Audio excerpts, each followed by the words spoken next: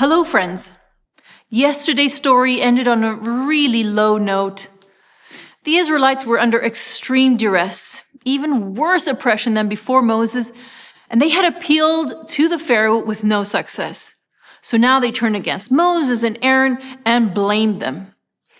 Thus, a pattern was established between the Israelites, Moses, and God. For the next 40 years, whenever the Israelites would experience hardship, they would complain and blame Moses, and usually with very harsh accusations and hurtful words, because words spoken in anger are words we usually regret. Exodus 5:22 and 23 says, "So Moses returned to the Lord and said, 'Lord, why have you brought trouble on this people?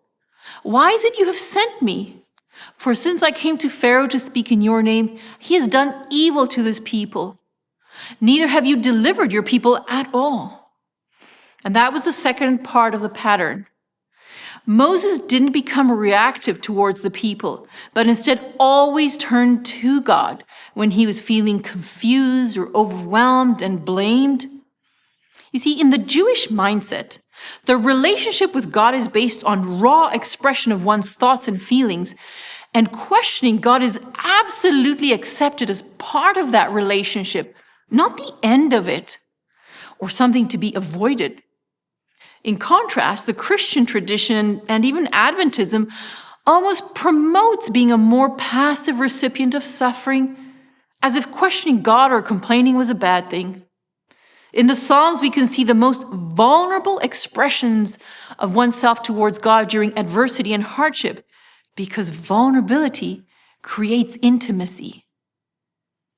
Moses' words did not reflect a spirit of displeasure or insubordination, but of perplexity and inquiry.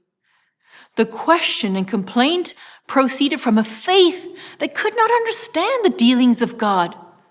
At the same time, he appealed for help in this hour of need and for the removal of what seemed contrary to God's nature and his will.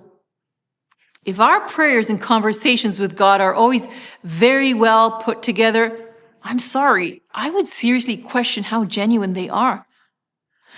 Sometimes our deepest, most personal prayers are groans from the heart that can't even be properly articulated. And God hears those groans. And he heard the Israelites, and he showed up and said, "No more words. It's time for action." And with that, we come to the end of our nugget for today. I'll see you tomorrow.